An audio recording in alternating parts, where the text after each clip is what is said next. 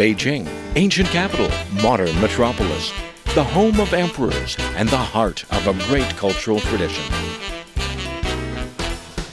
Beijing, old and sedate, young and dynamic, a modern open city on the fast track to reinventing itself. Beijing, where two worlds mingle. Being Beijing is experiencing the life, seeing the sights, sampling the culture. That's being Beijing.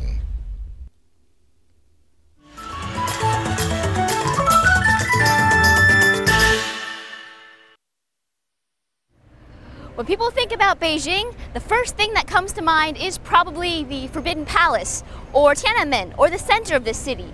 But actually, if you want to see the heart of local culture, you might want to head on south. That's right, in southern Beijing, you get a taste of what it's like to be a real Beijinger. I'm Yin, and welcome to Travelogue.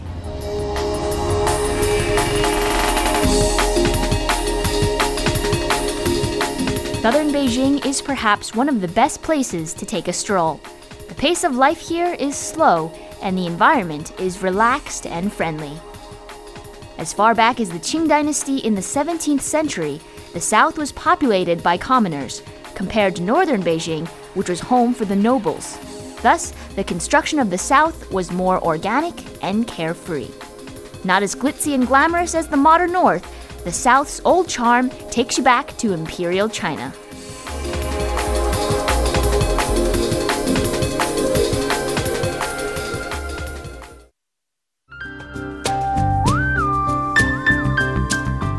We start our adventure in the Beijing suburbs, 15 kilometers southwest of Tiananmen at Lugo Bridge. It's the oldest multi-arc stone bridge in Beijing. Constructed in 1189, it's often known as the Marco Polo Bridge, as it was praised by the Venetian traveler Marco Polo during his visit to China in the 13th century. It's known as one of the 8 great sights in Beijing. Lining the bridge are posts carved with figures of lions. These beasts are a symbol of power and are believed to offer protection from evil spirits. The people of Beijing say the lions of the Lugo Bridge are too numerous to count, and there are small ones hidden in the big ones. They are all carved in different sizes and positions.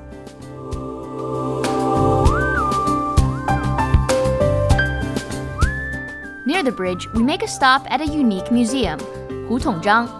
As the name implies, the museum displays the folk history and culture of Beijing. Hutongs are the narrow streets and alleys of old Beijing, and Zhang is the surname of the man who collects and makes all the items here. Most eye-catching is the 100-meter Beijing street model. It took Mr. Zhang 10 years to make it by hand. The street shows the old stores of the past and the way people lived.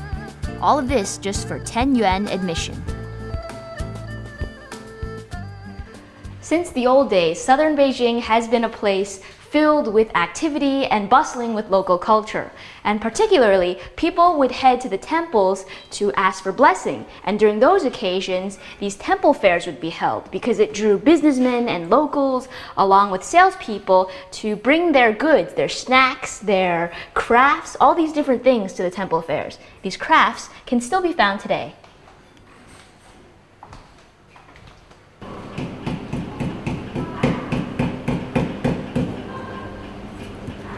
That's a pretty interesting toy. And you see this one in particular is a Peking opera figurine. And it sort of spins here. 馆长，这个玩具叫什么呀？这个玩具叫棕人儿，这个可能是咱们北京独有的吧，这么一种玩具。它的年代也挺久远的了。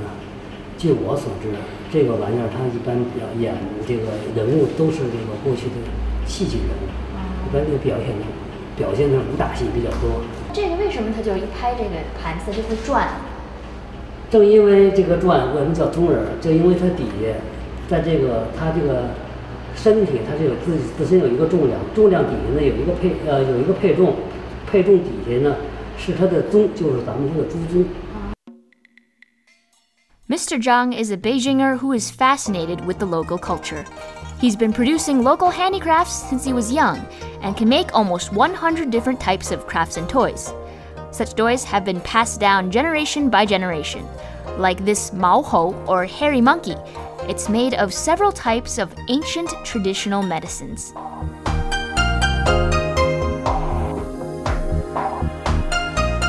zongre he's making now is basic and simple, made out of paper and a few household items. But the ones he displays take much more time and are painted carefully to depict opera characters' elaborate costumes and face paint.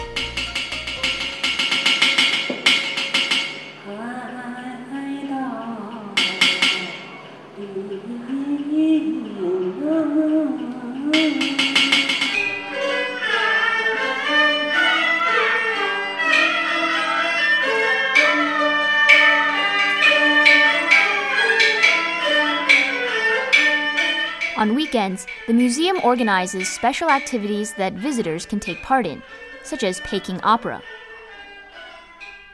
Peking opera originated in the late 18th century as a synthesis of music, dance, art, and acrobatics. The face painting is especially interesting. It reveals a lot of information about a character. For example, a red face usually means bravery and loyalty. A white face symbolizes a sinister character, and a black face represents justice and morality.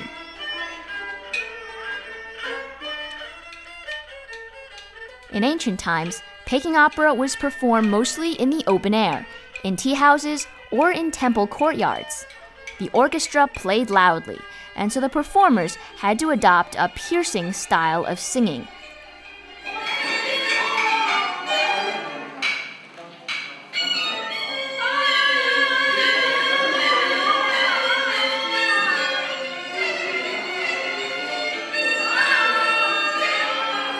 Performances are divided into civil pieces, which are characterized by singing, and martial pieces, characterized by stunts. This activity is called a 票友会, and the audience members can take part in the face makeup or just sing along.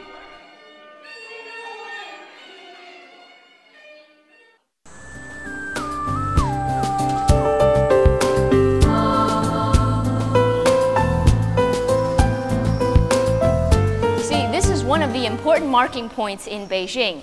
Now, back in the old days, there were two paths to enter into Beijing. One was through the east by water, and the other was through the Lugo Bridge, which is back there. And once beyond this point, it's into the city. Welcome to Beijing.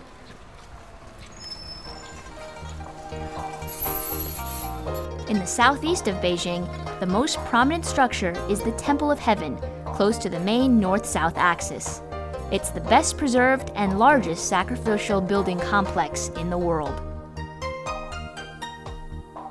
Emperor Yongle of the Ming Dynasty ordered the building of the temple in the 15th century as a place where emperors could pray and worship heaven, a rite which would serve to perpetuate the imperial rule. In ancient times, the sky was believed to be circular, while the earth was square. Thus, the round altar sits on a square base, symbolic of the meeting of heaven and earth. 1、2、3、4。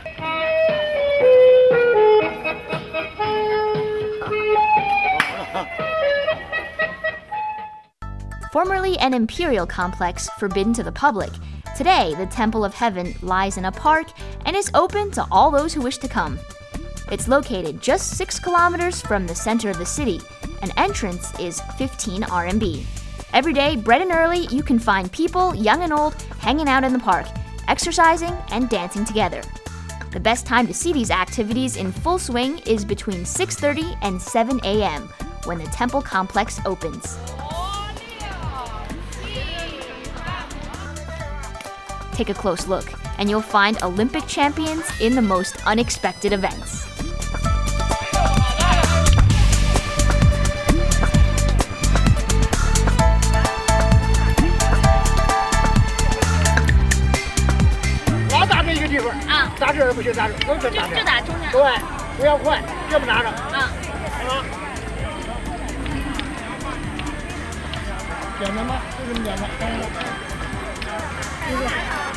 Okay.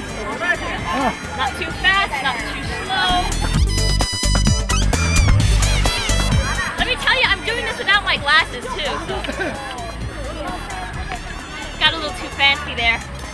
But this is why you gotta come to the park and sort of sweat and exercise and see if you can do a little bit of, yeah.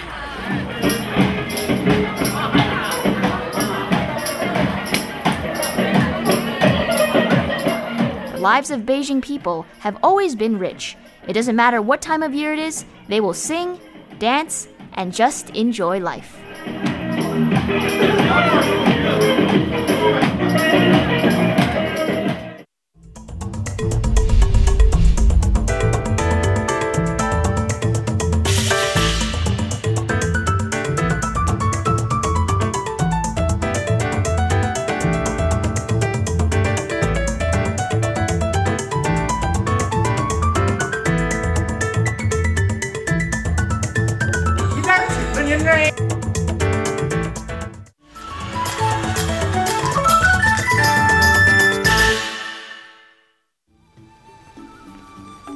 And so we continue our trip through southern Beijing, which was always a center of commerce in the olden days. And Tiananmen, formerly the main gate of the imperial city, was the location of many traditional shops, including Chinese medicine shops, tea shops, and Chinese snack shops. Tiananmen Street has become the symbol of old Beijing. It's located just south of Tiananmen and can be reached by bus or subway. If you want to see some old Beijing in the Tiananmen area, head to Liulichang. One of the most famous shops here is the China Bookstore, the largest old bookstore in China. It was established in 1952 and specializes in collecting ancient books and piles of foreign language books on Chinese culture. At the same time, here you can find all sorts of book-related services. For those who are fans of arts and antiques, get ready to shop. And for those who aren't planning to spend any money, it's worth coming out anyway to this free museum of Chinese culture. During the Ming and Qing dynasties, this 800-meter street was the artistic center of Beijing, where artists and scholars would comprise their pieces and purchase books. When Emperor Qianlong decided to revise the complete library of the 4 branches of literature, he needed scholars for the project, and Liulichang became a center of research. For hundreds of years, Liulichang has possessed an air of artistry and culture, and that's even back in the old days when people from all over China would head over here to gather the books and resources needed in order to take the imperial examination. Now, the people who also failed the examination would sell their books here along the street in this area. And today we can find the sales of paintbrushes and